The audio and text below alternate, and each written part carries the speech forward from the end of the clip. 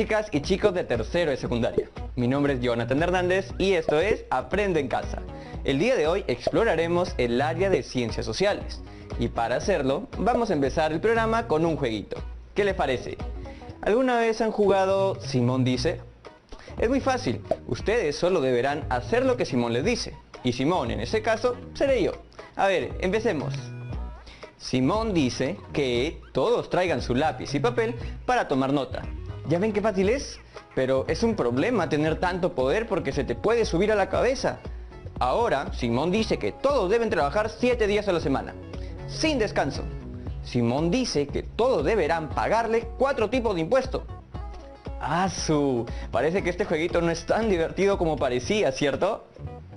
Bueno, les cuento que entre los siglos XVI y XVIII en Europa existía el sistema absolutista, donde el poder estaba concentrado en una sola persona, o sea, en el rey, y las cosas eran algo así como en el juego de Simón dice.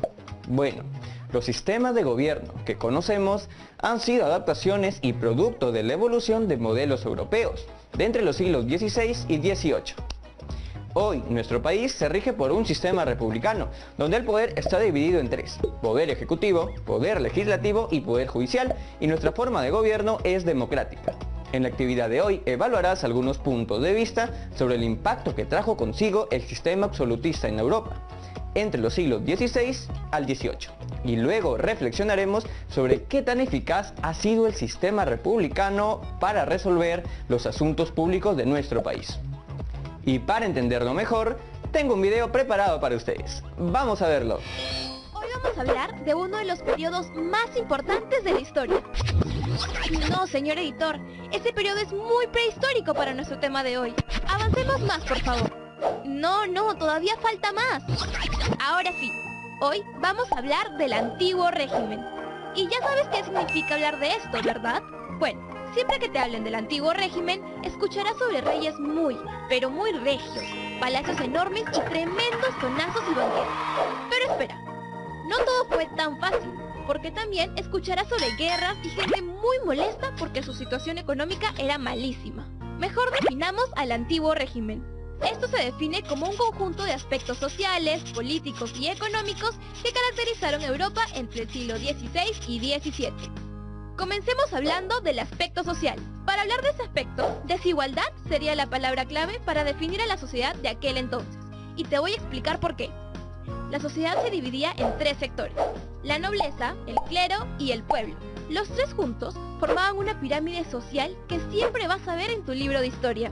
Resulta que la nobleza y el clero pertenecían a un grupo conocido como los privilegiados, porque tenían la alcancía bien gorda, títulos y propiedades, mientras que los del pueblo eran conocidos como los no privilegiados, porque en su mayoría a las justas les alcanzaba para comprarse una botella de agua. Pero hay mucho más que saber de estos sectores, porque hasta dentro de ellos había diferencias. La nobleza, por ejemplo, era la gente de alta sociedad, con mucho dinero y títulos nobiliarios, que por cierto eran documentos donde el rey les había escrito que tenían derechos y privilegios. Y aunque no lo creas, habían 2 tipos de nobleza: la alta nobleza y la baja nobleza. Veamos ahora qué hay sobre el clero. Ellos eran personas dedicadas al servicio de la iglesia, y también muchos de ellos eran cercanos al rey. Profe, ¿qué puede decirnos sobre ellos? Es el nombre que se le da a las personas dedicadas al servicio divino y son las encargadas de realizar rituales religiosos, así como la enseñanza o predicación y también la administración de los sacramentos. En los países católicos eran personas con un gran poder económico, pero no todos estaban al mismo nivel. Por eso, al igual que la nobleza, habían ciertas categorías dentro de las cuales estaban, por ejemplo, los sacerdotes, cardenales y diáconos. El clero tenía gran influencia sobre el pueblo. Se podría decir que su palabra era ley. Si ellos decían que el monstruo del lago Ness existía, entonces el pueblo le creía. Bueno, no tanto así, pero sí eran muy respetados. Tienes que saber que en el clero también había una división.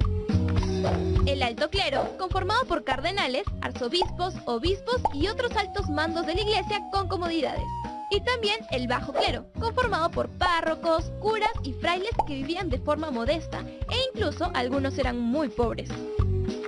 Es importante que sepas también que dentro del sector no privilegiado, aparte de considerar al pueblo, se le considera también a los burgueses.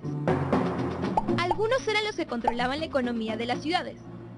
En algunos casos podían ser profesionales, banqueros o prósperos empresarios, u otros pequeños comerciantes o artesanos.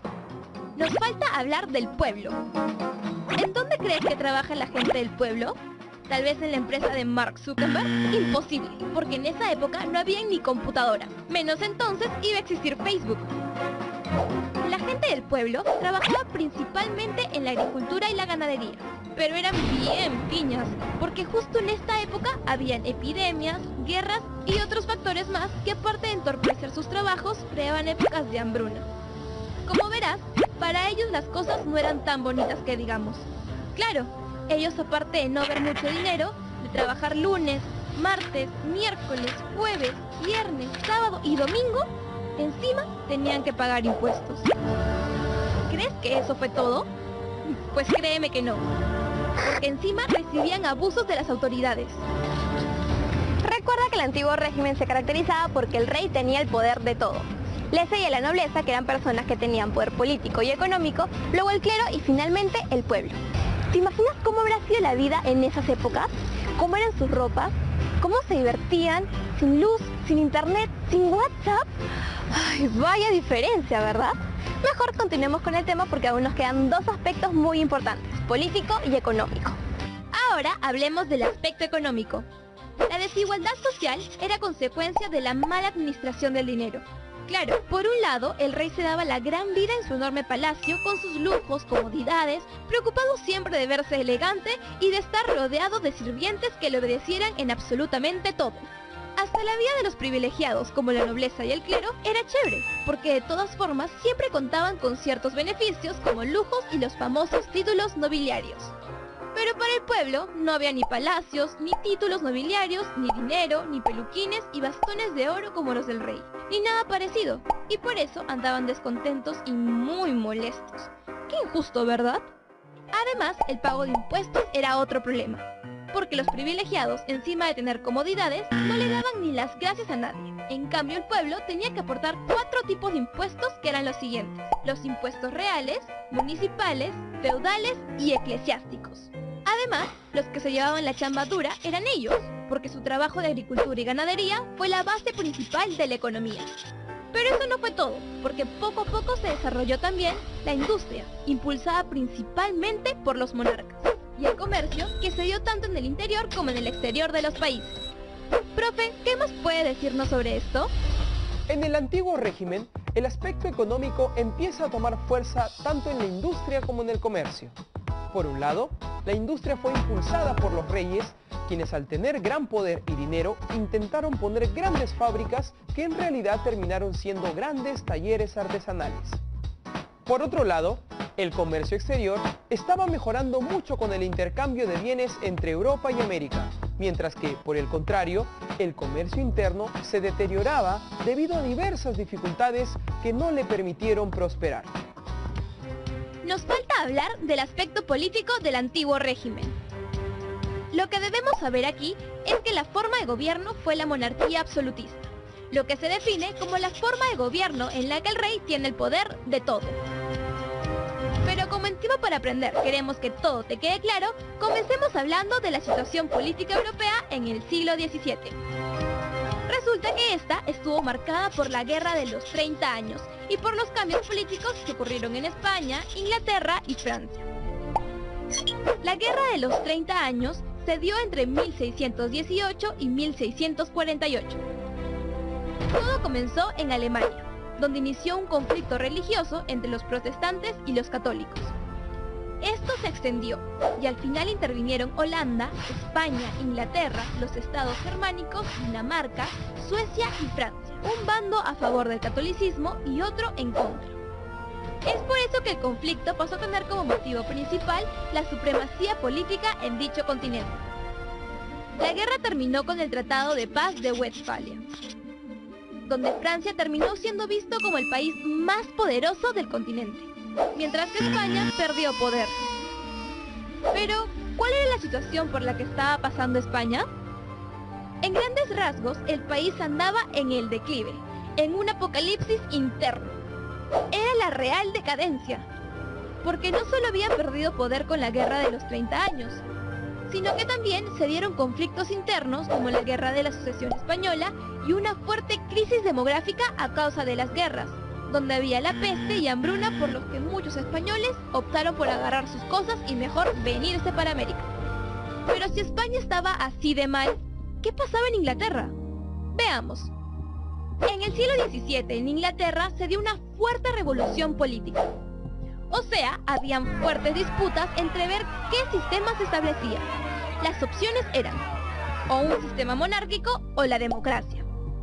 Luego de tanto conflicto, llegó la calma, con la Revolución Gloriosa, donde Guillermo de Orange juró una declaración de derechos donde reconocía las libertades de su gente y establecía las limitaciones del poder de la realeza. Por último, veamos la situación política de Francia en el siglo XVII. Resulta que en la primera mitad de ese siglo se buscó sentar las bases para alcanzar la supremacía de Francia. Profe, ¿qué puede decirnos sobre esto? Además, como parte de su política, fue él quien propició que Francia intervenga en la Guerra de los 30 años, lo que terminó siendo positivo porque fue luego de este hecho que el país surgió como la nueva gran potencia europea. Ya hablamos del aspecto social, económico y político del antiguo régimen. El antiguo régimen se define como un conjunto de aspectos sociales, políticos y económicos que caracterizaron a Europa entre el siglo XVI y XVII. En el aspecto social, la desigualdad saltaba a la vista y esta se dividía en tres sectores: la nobleza, el clero y el pueblo. Los dos primeros pertenecían a un grupo conocido como los privilegiados, porque tenían la alcancía bien gorda, títulos y propiedades, mientras el pueblo era conocido como el grupo de los no privilegiados, porque no tenían tantos recursos. En el aspecto económico, la ganadería y la agricultura fueron las principales fuentes de producción, pero también comenzó a surgir la industria y el comercio. En el aspecto político, funcionaba un modelo de monarquía absolutista, lo que quería decir que el rey era la única persona en quien se centraba todo el poder. Por último, aprendimos que la situación política europea del siglo XVII estuvo marcada por la Guerra de los 30 años y los cambios políticos que se dieron en España, Inglaterra y Francia. El poder se centró solo en el rey, quien lo manejaba todo, mientras que el pueblo pasaba por una serie de carencias. ¿Crees que esta forma de gobierno hubiese propiciado un correcto desarrollo en los países? ¿O por el contrario, hubiese provocado más revueltas y guerras? La concentración de poder en una sola persona no parece ser una opción correcta, pero esto es solo algo que no solo se ha presentado en siglos pasados, sino también en la actualidad, y no ha resultado ser algo muy positivo para la sociedad.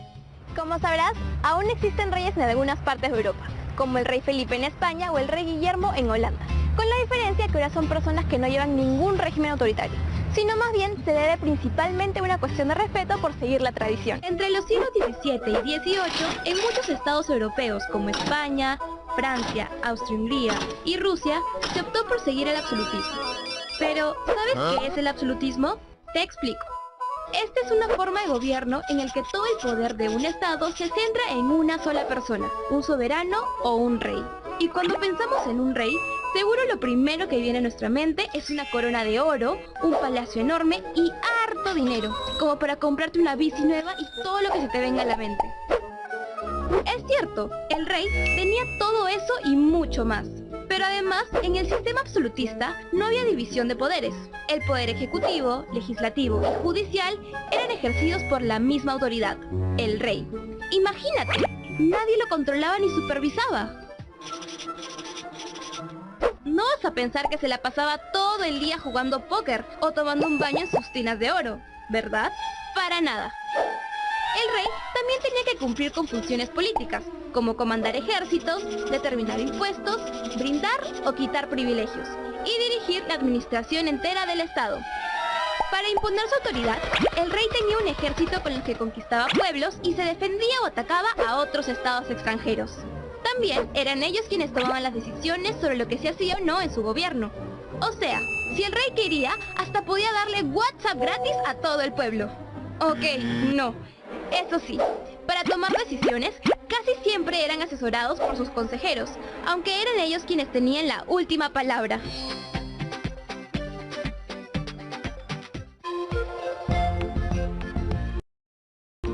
En casa, secundaria. Las decisiones de gobierno las tomaba siempre el monarca, pero tomando en cuenta la postura o asesoría de sus consejeros o gente experimentada que lo aconsejaba para que tome las mejores decisiones para su pueblo. Y aunque no lo creas, en el sistema absolutista incluso algunos soberanos preferían encargarle sus decisiones a un primer ministro, quien era una persona de su entera confianza, además de ser una persona con experiencia. Vamos a hablar ahora sobre una de las funciones preferidas por el rey. ¿De armar tremendos tonazos y buffets en el palacio? No, ya sabemos que eso también hacían, pero me refería en realidad a la cobranza de impuestos, ya que esto les servía para poder financiar la burocracia, la corte y el ejército. Ah, y de paso, darse la gran vida. Pero un momento, ¿quién crees que le otorgaba tremendo poder al rey? ¿Un extraterrestre tal vez? Imposible. Esto era porque se decía que el rey había recibido un nombramiento por parte de Dios. Es por esto que no era necesario que ganaran un Oscar para que la gente los alucinara como lo máximo, porque tenían el respaldo de los religiosos, filósofos y juristas de la época. Y fueron precisamente ellos quienes plantearon fundamentos teóricos del absolutismo. Hay especialmente dos de ellas que son las más conocidas, las de Jacques Bossuet y Thomas Hobbes. Comencemos hablando de la teoría de Jacques Bossuet, el obispo francés más representativo del absolutismo. Su teoría sobre el absolutismo estuvo orientada a defender la soberanía real, o sea, el poder absoluto y pleno del rey. Es más, hasta escribió una serie de principios que la defendían. ¿Quieres saber cómo pensaba? Presta atención. Para él, la monarquía tenía las siguientes características fundamentales. Ser sagrada, ya que el poder tenía origen divino, o sea, era otorgado por Dios. También fundamentaba que la monarquía era absoluta, porque como el poder proviene de Dios, los hombres no podían ponerle límites. El paternalismo era otra característica, debido a que el rey siempre debía buscar lo mejor para sus súbditos, y por lo tanto tenía que ser visto como un padre. El rey vivía una vida muy cómoda, pero también tenía grandes responsabilidades, sobre todo con el pueblo. Si quieres saber más sobre el tema, te recomiendo que veas películas como La Pasión del Rey, inspirada en uno de los reyes más recordados en el mundo, Luis XIV. O también puedes ver María Antonieta, una película increíble que fue grabada en el mismo Palacio de Versalles. ¿Puedes creerlo? Aún queda mucho para aprender sobre el sistema absolutista, así que presta atención porque ahora hablaremos de su segundo fundamento teórico y de Luis XIV, uno de los reyes más famosos en el mundo. Ahora nos queda claro entonces que para el obispo francés Jacques Bossuet, la monarquía tenía tres características. Era una entidad sagrada, era absoluta y era paternalista. Pero ahora veamos la segunda propuesta teórica del absolutismo. Por otro lado, también estaba la teoría de ese señor. ¿Lo reconoces? Es Thomas Hobbes. Este filósofo ha sido conocido por haber escrito el famoso libro Leviatán, obra que se entiende como una justificación del Estado absoluto. Una frase suya muy famosa es: el hombre es el lobo del hombre. Bueno, si no te quedó claro, esta frase quiere decir que el propio ser humano muchas veces puede ser el peor enemigo de otro ser humano. Lo que creía Hobbes con respecto al absolutismo es que este era el único sistema político capaz de crear una paz social y convivencia con todos. Pero dejando de lado las teorías, ¿te has percatado de la vestimenta tan particular que utilizaba la clase alta de la época, y en especial el rey? La clase alta usaba telas finísimas, pero en vestimenta al rey nadie le ganaba, porque aparte de usar su corona y cetro como símbolo de mando, tenía una espada que lo representaba como el ser de máxima justicia y un manto real. Pero eso no era todo, porque también se ponían peluquines y tacones para aumentar su altura y elegancia. Definitivamente todos unos divos. Pero quiero preguntarte algo. ¿Sabes con quién comenzó todo ese sistema absolutista? ¿Quién fue el rey que sentó las bases? No. No piensen que fue el rey de la selva, porque estamos hablando de Luis XIV, el rey Sol, que fue quien sentó las bases del absolutismo y también al que posiblemente le quitaron su osito de peluche para darle su bastón real. Porque fue nombrado rey cuando tenía tan solo 5 años de edad. ¿Te imaginas gobernar un país a esa edad? Te apuesto que a los 5 años tú solo pensabas en tus juguetes. Profe, ¿qué más puede contarnos de Luis XIV? Obviamente, Luis XIV, siendo un niño tan pequeño, no podía gobernar. Así que su madre, Ana de Austria, autoriza al primer ministro Julio Mazarino para que gobierne. Y recién cuando Mazarino muere, Luis XIV sorprende a la corte con su decisión de ejercer personalmente en el gobierno cuando tenía 22 años de edad. Por cierto, a Luis XIV se le conoció como el Rey Sol, porque su reinado trajo prosperidad y paz a Francia, y además la convirtió en una gran potencia mundial. El rey más popular de la farándula europea, Luis XIV, no tenía el cetro, la corona y bueno, tampoco sus lindos tacos de adorno. No, él, como buen rey absoluto, aplicó políticas en el ámbito económico, administrativo y en la política internacional. Con respecto al ámbito económico, impulsó una política orientada al mercantilismo, un sistema en el que todo es comercio y exportación. Y en el que también se buscan obtener metales preciosos. Así es, pero ahora veamos qué política se aplicó en la administración. Luis, como buen absolutista, centralizó todo por completo y la nobleza se convirtió en cortesana. O sea, estaba atrás del rey para complacerlo en todo. ¡Qué suertudo! El dinero lo administro yo. Los palacios los administro yo. Los ejércitos, yo también. Mi página de Facebook, no. ¿Verdad que esa época no tenía? Nos falta hablar de lo que ocurrió en la política internacional. Aquí, el rey buscó extender sus fronteras y obviamente a la buena no lo iba a lograr. Así que inició varias guerras que le permitieron obtener ciudades como Estrasburgo, partes de Luxemburgo y Flandes. Pero, ¿quieres saber qué más hizo Luis XIV? Mira este lugar. Increíble, ¿verdad? ¿Quién no quisiera vivir ahí? Rodeado de lujos y comodidades, pues este enorme palacio es conocido como el Palacio de Versalles. Su construcción fue ordenada por Luis XIV para mantener a los nobles y funcionarios de gobierno bajo su control. Es por eso que Versalles es un símbolo del absolutismo y uno de los complejos arquitectónicos monárquicos más importantes de Europa. Tanta es su importancia que la UNESCO lo declaró Patrimonio de la Humanidad en 1979. Por todo lo que hemos visto sobre el gobierno absoluto de Luis XIV, es que este sistema se expandió a otros países de Europa como Prusia, España, Portugal, entre otros. La vida de la corte en Versalles giraba en torno a la persona del rey, quien tenía todo a sus pies. Actualmente, en este palacio se reciben a jefes de estado de otros países. Además, cuenta con varias secciones abiertas para que todos conozcan la historia de Francia. Imagina qué alucinante debe ser estar en un lugar así, donde en algún momento pasaron reyes y gente de la alta sociedad. Ya hablamos del absolutismo político, así que veamos cuánto has aprendido. El absolutismo político es el sistema en el que todo el poder de un país se centra en una persona, el rey.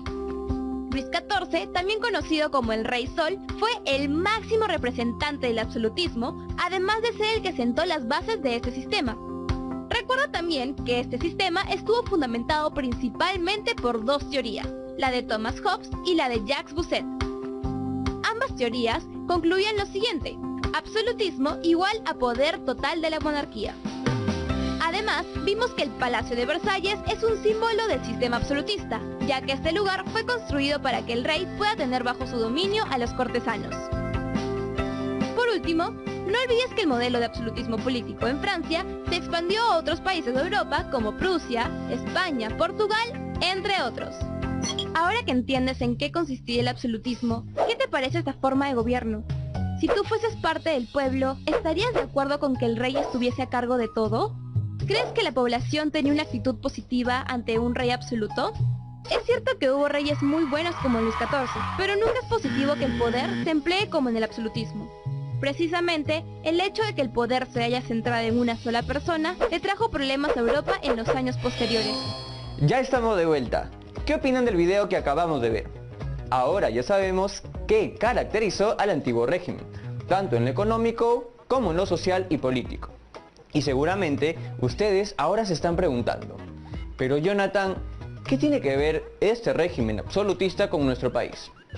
Chicas y chicos, para reflexionar sobre esta pregunta, tienes que cuestionarte sobre las ventajas y desventajas que trae cada sistema político. Y ahora ustedes deberán hacer ese análisis.